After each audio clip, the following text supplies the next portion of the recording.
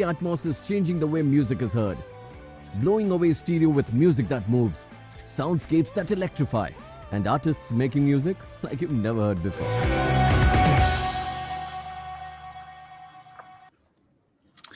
Hey, welcome back to the Music Matters Academy. This morning we touched on publishing from a legal standpoint, and now we're heading south to Australia to go on a deep dive from a creative standpoint with a publisher and a songwriter, so that songwriters, creators, and managers can pick up some absolute tangible takeaways today and to put into their own careers today.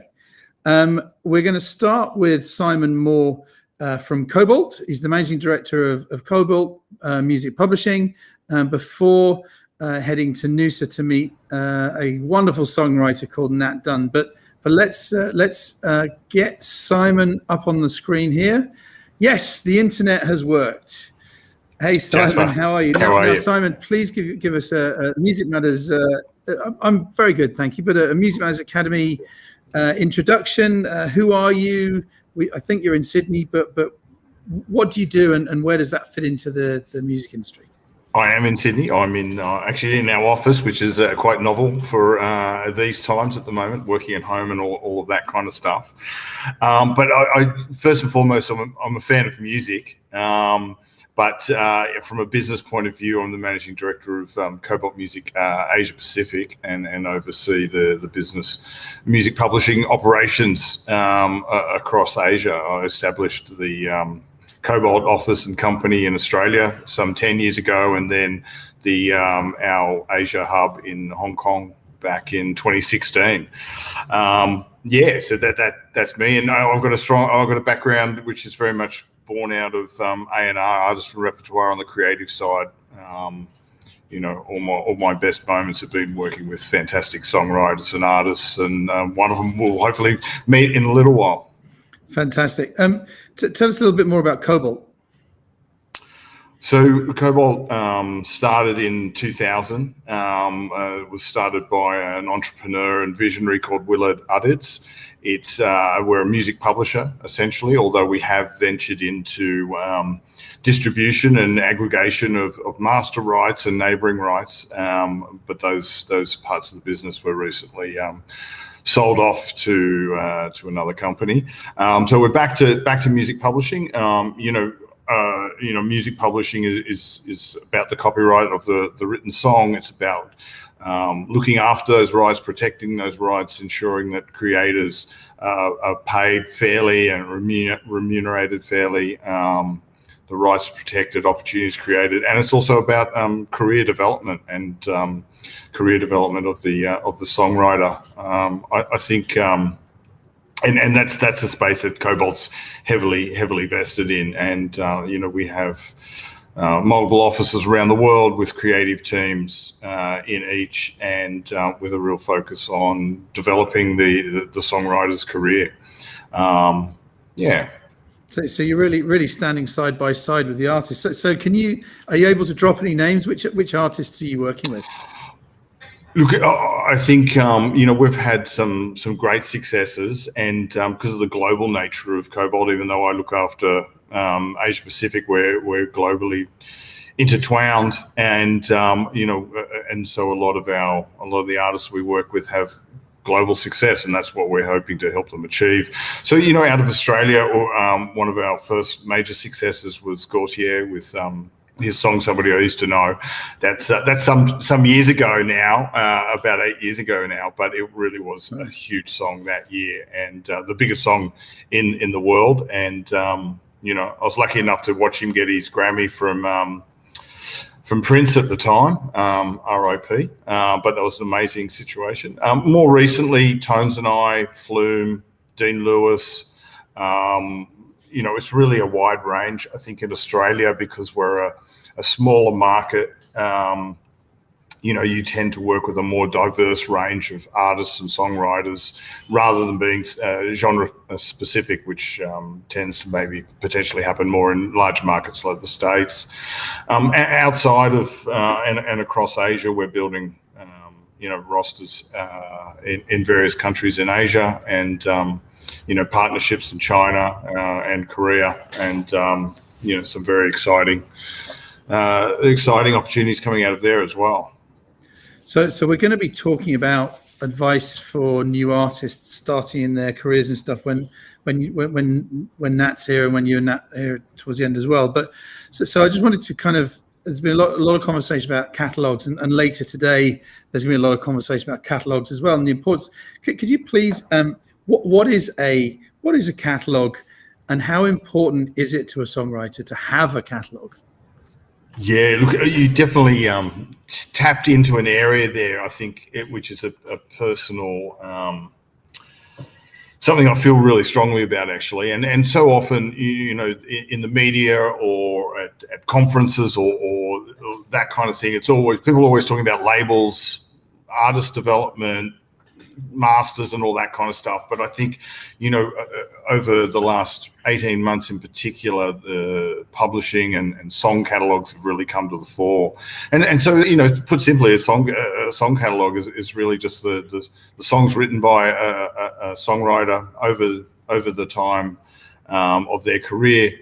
And the key thing with a song catalogue is that it tends to continue to earn income forever, whereas with a master catalogue that might go up and down with sales over time or touring and that kind of thing, and that certainly affects song revenue as well. But particularly in the consumption era that we're in now, revenues tend to just continue to grow and grow and grow. And I think the value around publishing and songs have really been recognised in the last 18 months. And you have, companies like Hypnosis coming along and investing in song catalogues, and that's happened more now than ever.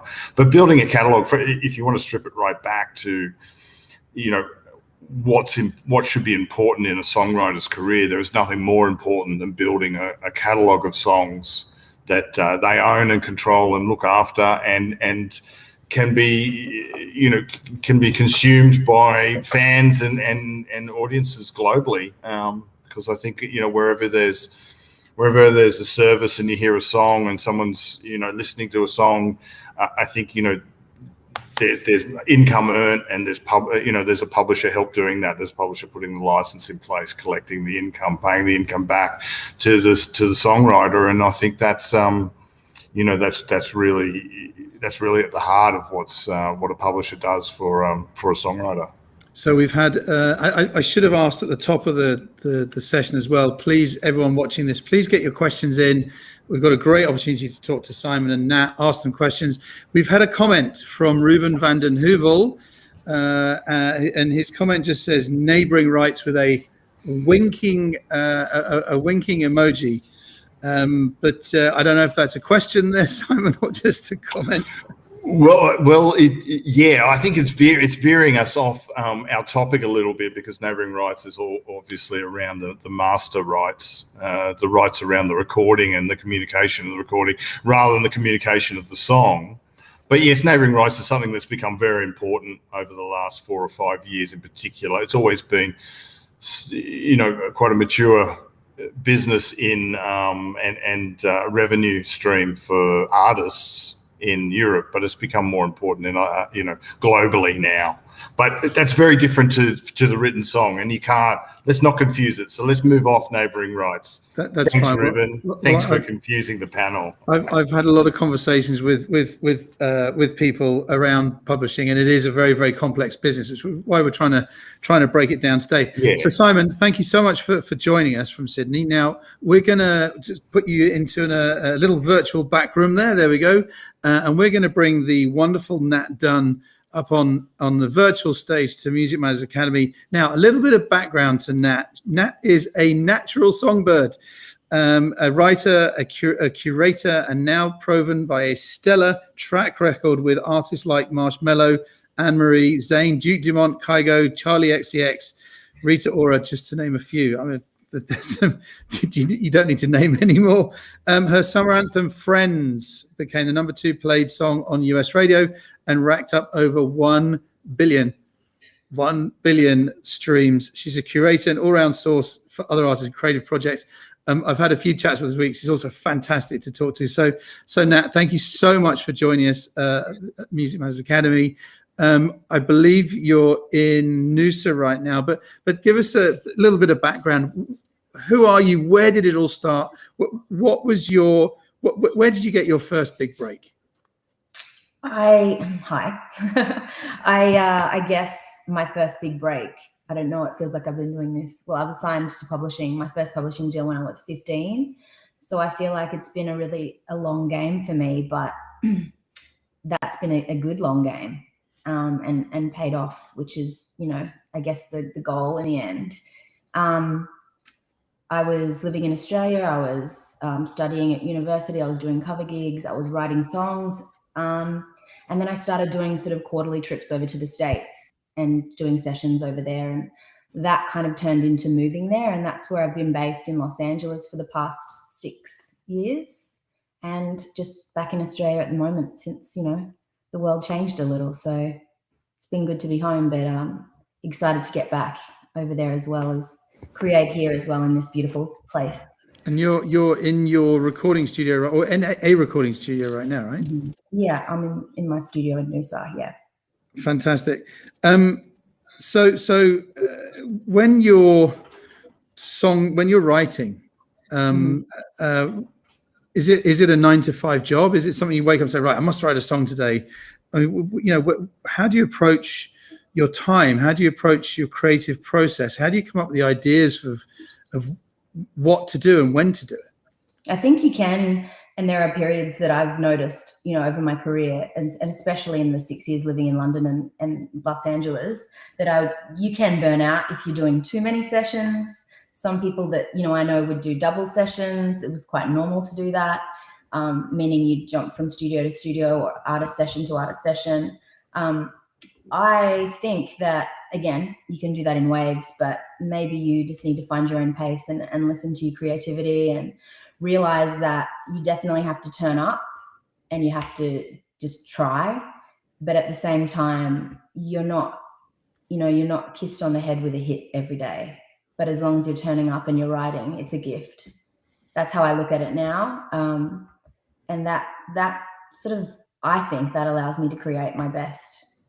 It allows me to be most productive, I think. So yeah. Keep going. Yeah, just turn up, just do it. Do what you love doing and be authentic about it and not to follow too many trends. Just turn up and you'll be, gifts will be received in the way of great songs. So we're talking about publishing today, and from a songwriter standpoint, how important is the publishing industry to you as a songwriter, and how does one get a publishing deal? Well, when I was 15, I was lucky enough to have a lovely introduction to the publishing world with Mushroom, with Michael Budinsky. And that was an incredible start for me and an incredible community to be a part of. And I guess at that time, I didn't realize at that age how important it was, but I certainly do 20 years on. I don't want to say exactly how many years. Five years on. It's so important. And, that's your partner essentially in your IP, in your songs and, your assets. So finding the right publisher that has, puts in the work that you put in and protects your songs as well as works your songs as hard as you work to create them is just essential. So I mean, this is very hard question, I think, to answer very succinctly, but the process, I mean, we talked about how you get your creative inspirations and stuff and how you set your time. But let's say I've written a song. I think it's a great song. It's the greatest song ever. What happens next? So I guess you want that song. Some people would say it's not enough to just write a song. You want it to be heard for it to really exist. So I think that's where your team comes in terms of publisher, management. If you have a creative team, which I do now, and I get, after I've created it, I like to make sure that I have all of the details, all of the bounce in the form that I think it's ready to be pitched, I guess, to the world, to labels, to artists that I think would be appropriate. And the team being that managers, publishers, hearing that song and brainstorming with you as to where that song should land or live, what it could be great for, that conversation is a good place to start. And allowing it to then be worked and shopped so that, again, it doesn't turn into digital dust sitting on your hard drive. So when Simon comes back, I'm going to pitch him my song. Right? So we've had a question from Cassidy Lacreme. I hope I've pronounced that correctly. How much of your writing, Nat, is collaborative with artists versus people recording your solo written songs? I would say it's a really healthy balance of both, which I love. And sometimes I'll even start ideas on my own and then think, I don't know where to take this, but I think this person will. And whether that's another producer or whether it's an artist that I think the story or narrative of maybe the concept works for their project, and maybe I'm working with them at that time, so I think it might be something that I could take further with them. That could be a situation. Or whether it's me just in the room and I've got a relationship with an artist and we're working on their project and we're, meeting daily, for that period of time, working on their album or their EP, or that's when you're in the room and you're just you and the artist together and you're there shaping their story. And that's just as important as something that I would write on my own for my own band. I don't see either of them, like me as an artist writing my own music, that I would go on tour with my band Nations in an electronic genre, house music genre. I don't see it more important to me working on a pop record with Anne-Marie or Marshmello or anyone. I think that they're different, and I love both roles so much. So I'd never want to kind of not do one or the other. Yeah. Fantastic. So I'm going to ask one more question, then we'll bring Simon back. We were talking earlier in earlier sessions about how much technology has impacted and influenced the music industry for centuries. Everything seems to be going short form at the moment into 29-second clips. Do you also, when you're writing a song, do you think about that? Do you think about that the song needs to be cut down, or is that something that is on the top of mind? It's not, because that's the part that's my least favorite part about making music. So I think to myself, even though the landscape calls for that, during periods of time in pop culture, I think all in all, real songs and real music that moves people is what is more important to everyone eventually. And it certainly is for me always. So I think, if something's going viral on TikTok, that's great and it's having a moment. But, when I'm creating, I'm certainly not thinking about aiming for that moment. I'm just trying to write a really great song that's going to move people and tell a story that needs to come out of me that day, or an artist that I'm working with.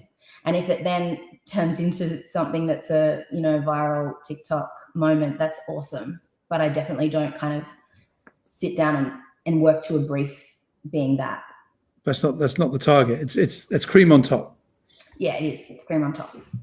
Fantastic. Well, Nat, so we're going to bring Simon back from that wonderful virtual green room. There he is. I love it when technology works. Simon, we've had some questions again from the floor. There was a question which I now need to scroll up to find. I'm intrigued to know what the size of the catalogue generally needs to be before you will take on a songwriter. That's for Simon. I think that question's more relevant to the songwriter than it is to, say, a publisher, because I think, if a songwriter has one hit song globally, that would be something that we'd be interested in and we'd like to help them with, and we'd like to help license and bring back the income and find more opportunities for it and make it bigger and all that kind of stuff. I think if you think about that question from a songwriter's point of view, then you want to continually build your catalogue over time to a point where your catalogue is returning you an income that you can live on and that you can focus on and continue your career and focus on the creative side and do what you love doing, which is, I guess, writing songs and making music and that kind of thing. So the size of the catalogue is really more about, for the songwriter, what's going to sustain them. I guess also from a publisher's point of view, the size of the catalogue's relevant to the quality of the songs and the success of the songs as well. So it's a little more hard. It's harder to answer from that side of things. Okay, sure. So we're going to go back to Nat. And Simon, you had mentioned this earlier as well. Obviously, the last 18 months has impacted literally every single person on the planet. No one more so than the musicians. What has really changed for you in the last 18 months, Nat? Has there been some positive stuff coming out of like the various lockdowns that we've had? Yeah, I think so. I think in the very beginning, at the start, when I first sort of flew back from the world that I was living in, that was Los Angeles, and creating and flying and traveling like a lot of people, I just kind of stopped and came back to Australia, and I thought, well, how do I keep this going? And I tried a lot of the different remote collaboration sort of tools that my peers were using, and some of them worked to an extent, and then sort of thought that beyond that, with a couple of my friends, and I can't say too much about it, but I did have a very a great experience with some friends in creating something for remote collaboration to help singers, songwriters, producers, artists collaborate. And so that's sort of coming soon, and it's going to be a game changer for the industry, but I can't really say any more than that for the moment. But that was something that was great that came out of COVID for me. So you nearly heard it here first. Well, we look forward to hearing more about that. Simon, same to you. I mean, that's from a songwriter's perspective, but from an industry perspective, have there been any positives around the last 18 months? Yeah, Jasper, it's hard to talk about positives and COVID in the same sentence, but there has. And I think there's been some really significant game-changing moments, and working remotely is definitely one of them. I think particularly when you're looking, you're an artist or a songwriter based in Australia or in Asia, a long way away from, the major markets like Europe or UK or the US. And I think remote working is done two things. One, it's opened the eyes of songwriters and producers in LA and those bigger markets to go to consider writing remotely and where they never would have before. And then I think for artists or songwriters from here, it's enabled them to get into those sessions and to be writing with people they would never be able to write with unless they had a lot of money and flew to those markets and spent time trying to get in the rooms with those people. And I think it's just opened up incredible opportunities, which is so exciting. And it's really interesting because as you see this thing, COVID, go back and forth and improve and then worsen and improve and then worsen, you sort of see, in-person sessions happening, and then slowly that changes and it's more remote sessions. It goes back and forth. But I really truly think that once we get out of this, that the remote session will continue. Maybe it might be 20 or 30% of the sessions that a songwriter might do overall.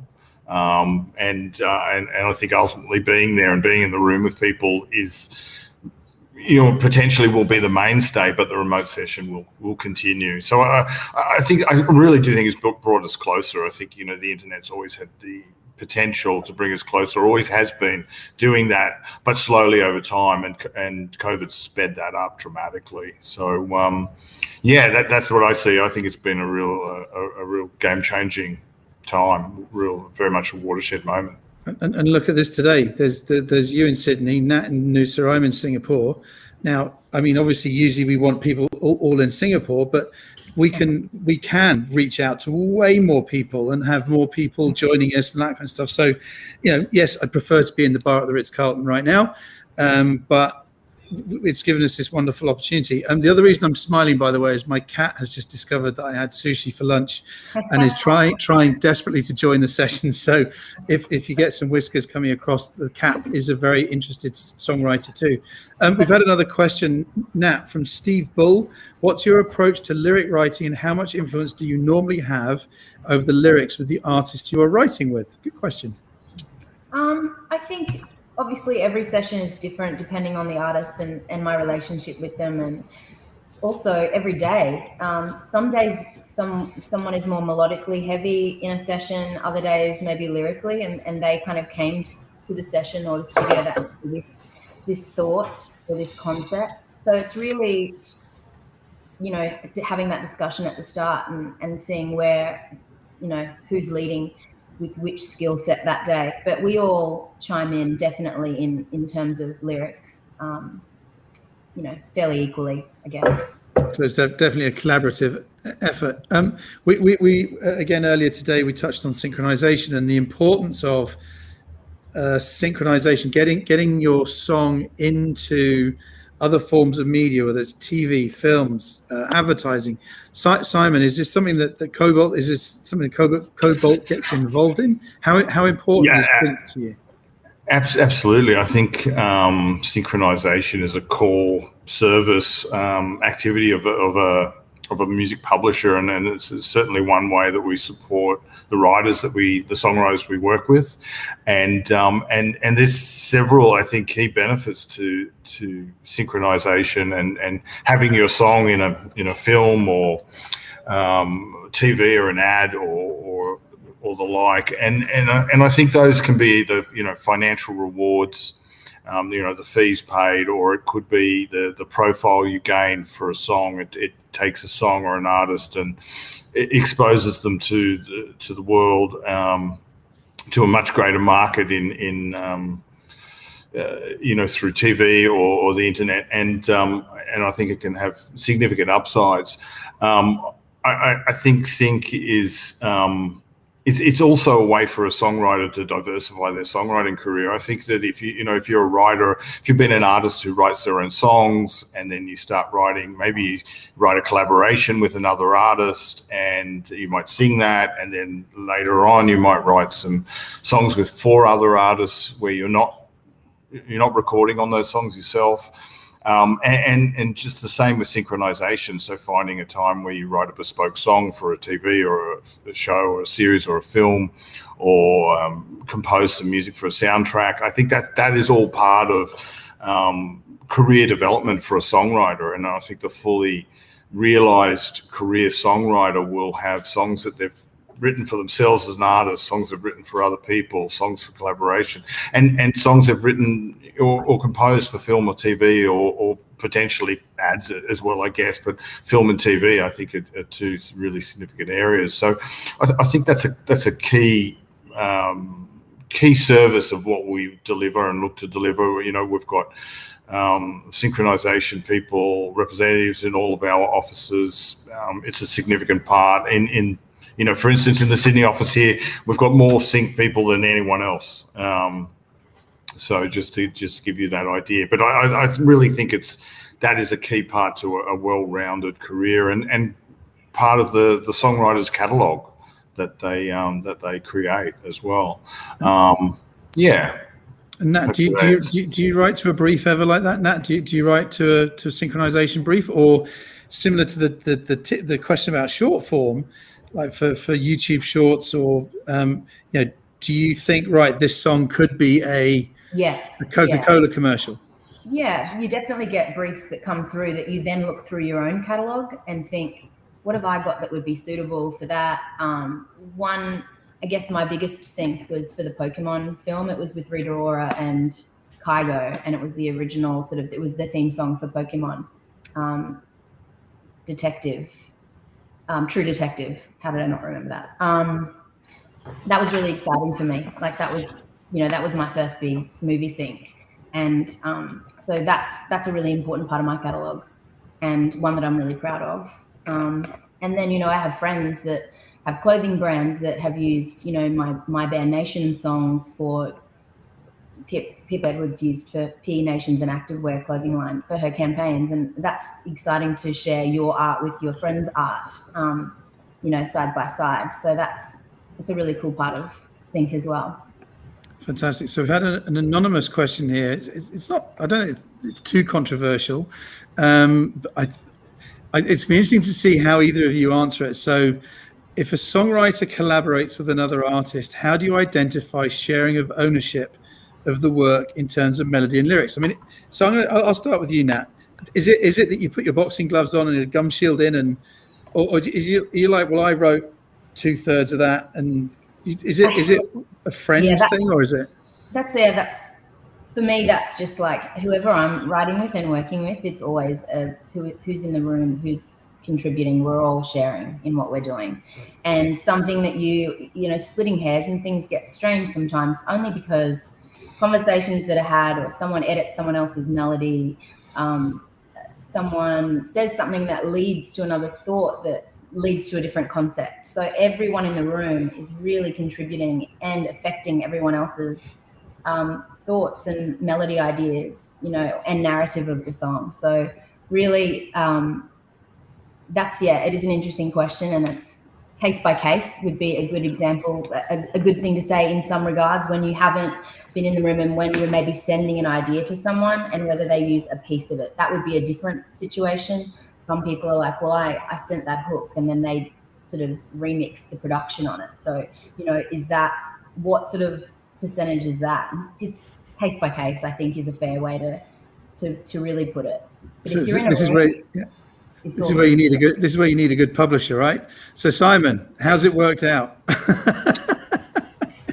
Yeah, look, most of the time, I think these things tend to find, a happy medium and a resolution. I think that's right. That if writers go into a room to write a song from scratch, then they tend to share the songwriting across that song.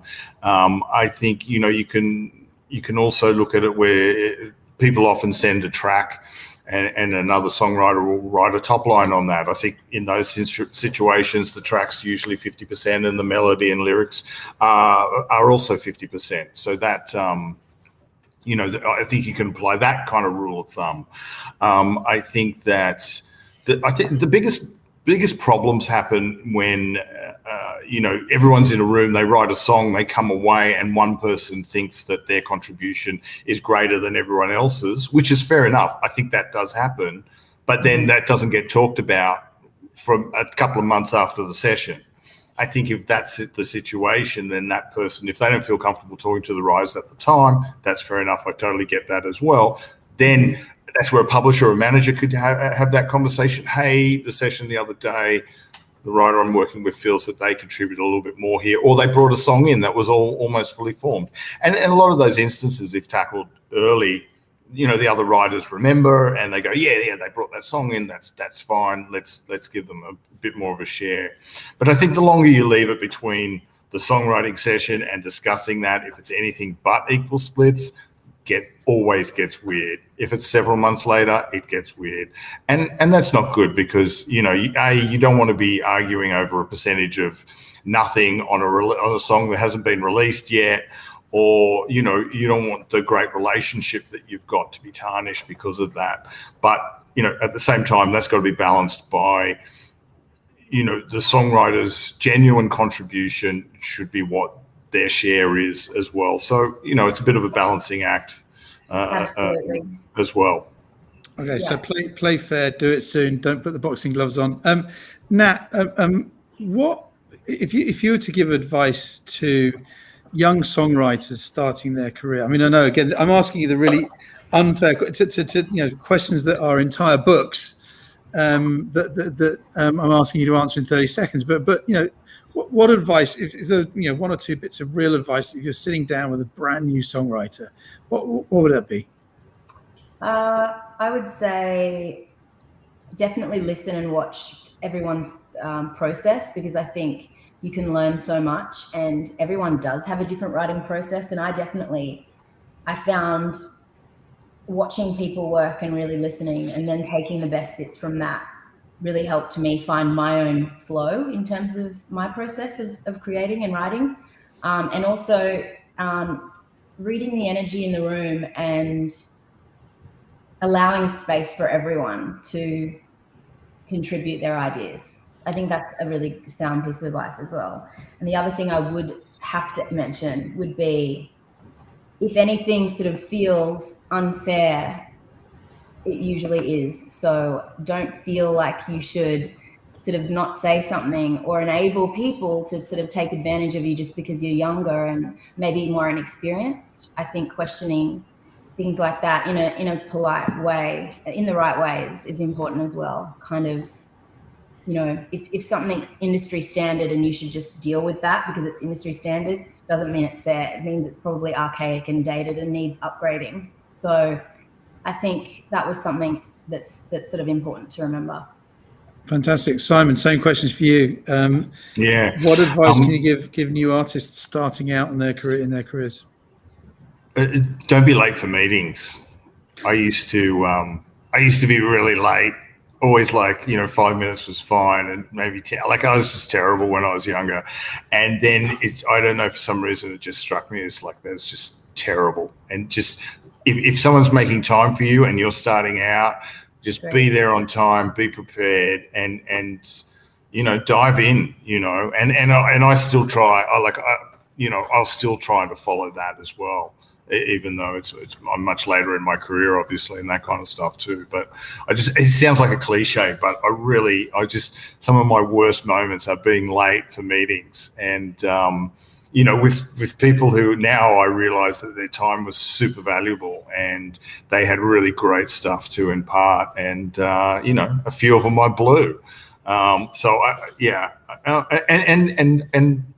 If also, I guess if you're a songwriter and you want something on the creative side of things, don't be afraid to co-write. If you're writing your own songs and you're sitting there writing your own songs and you're thinking that you don't want to write with anyone else, well, you don't have to write for your music with other people. You might write a song with someone else. That song mightn't be right, but you might take away an idea, and that idea might turn into a different song, and you might learn from it. And so I think just jump in the deep end, for more cliches here from me.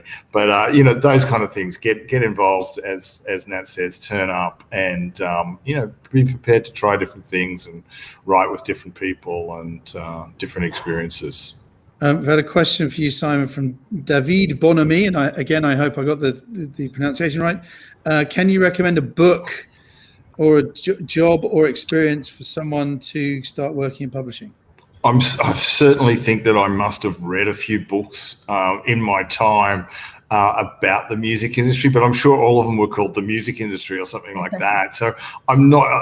If there's an opportunity to come back and provide an answer on that one after the panel, I'd like to do that, because there's certainly a couple of books that I have read that I think are better than others. But I'll give you the answer, Simon. It's Attend Music Matters.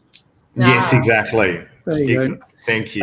Okay, final question for you both. I'm going to start with let's start with Simon, then Nat can have the final word. Simon, what is really exciting for you and for Kobalt right now? Okay, I think there's two things going on right now. One is the continued paradigm change in the way music is consumed, and I know lots of people talk about streaming, but I think it's just continuing to evolve, and different services creating more opportunities for songwriters, greater opportunity to, greater value placed around their catalogues, greater opportunity to earn an income and support themselves and support themselves in what they love doing and being creative and being creators. And I think it's improving, and I think publishers are at the forefront of sort of helping songwriters create a fair value for what they're doing. And I think there's more good fights to go on in that space. But I think, publishers are also there. A new service will come along and whether it be TikTok or Peloton or Twitch or whatever it is. And, there's music use on those platforms. Publishers are there fighting for songwriters for those services to be licensed, to music to be used fairly, and for songwriters to be paid fairly, and to get the right percentage between, of the income that's coming in between the master and the written song. I see both equally as important. So I think that's really exciting. I think that space is continuing to evolve. I can see a time in some years' time when, right now, DSPs like Spotify and Apple, that's the mainstay of the income that's coming through right now. I can see a time in the future when maybe they're a much smaller share and there's more services like TikTok out there generating income. So I think that's really exciting. And then I think the other thing is the opportunity for songwriters and artists to come from wherever in the world and have global success. I think if you go back 10 years even, that say from Australia, once every 10 years there would be a successful artist, global artist come along. Now I think if there's not 2 or 3 or 4 or even more a year, would be surprised. And I think that's an incredible change, an incredible shift, and music's being recognized from wherever it comes from. So I think it's an exciting creative time. And I think it's an exciting time with what's happening with, music publishing and the opportunities in the digital space. Fantastic. So final word to you, Nat. We're nearly out of time, but what's exciting for you and songwriters in general right now? I just think, like we were saying, creating that healthier ecosystem for songwriters and the creators and giving them the respect and just the pay that they deserve in terms of what they're contributing creative wise. And I do think that's happening and I'm excited about that. So yeah, long game, but we're here for it. Brilliant. Well, Simon and Nat, thank you so much for joining us all the way from down south in Australia. We do look forward to seeing you in person at Music Matters sometime. We have a wonderful relationship with your wonderful country. But as ever, I've written some notes, and just to summarize what you've been saying, catalogues. We talked about catalogues that matter. You talked about the value of music increasing in the last 18 months. Nat, you said keep going and do what you love. You said we said have a team if you can. If you're lucky enough to have a publisher and management, collaborate. And a lot of people are talking about collaborating at the moment, and this is going to come out through the whole academy as well. Real songs appeal to more people. You talked about play it fair and sort it soon, when it became just sorting out the pie. Allow more people to contribute. You said, Nat, if it feels unfair, it is, speak out, but be polite. I heard you said it, but people do it in the right way. Right. Get involved, co-write. It's an exciting time for global success. So clearly, the other point was find a good publisher, and then the final point: don't be late for meetings. And I'm saying that because we're late to finish. So Nat and Simon, thank you so much for joining us again. We will see you soon, I hope. Thank you. Thanks for having us. Bye-bye. And thank you everyone for joining. Up next at 4 p.m, not long now until the Mercurial Mercuriadis joins us with Ralph Simon, who is everyone's mentor. And they are followed by the wonderful Mary Megan Peer, Amy Thompson, and David Shields. So Peer Music, Hypnosis, and YouTube, all on the same panel. They're chatting with Saeed from Believe. And then after that, you can meet the speakers all in a private room. The numbers are limited. I think it may be full. Please get on the list if you want to meet some of those speakers and say hello and have a chat with them. But you've got to be registered. So with that, I want to thank our sponsors again today for making all of this wonderful content possible. So thank you to YouTube, thank you to Believe, and thank you to Dolby. And hopefully with the wonders of the internet, we're going to run that Dolby promo again. And we'll see you at 4 o'clock.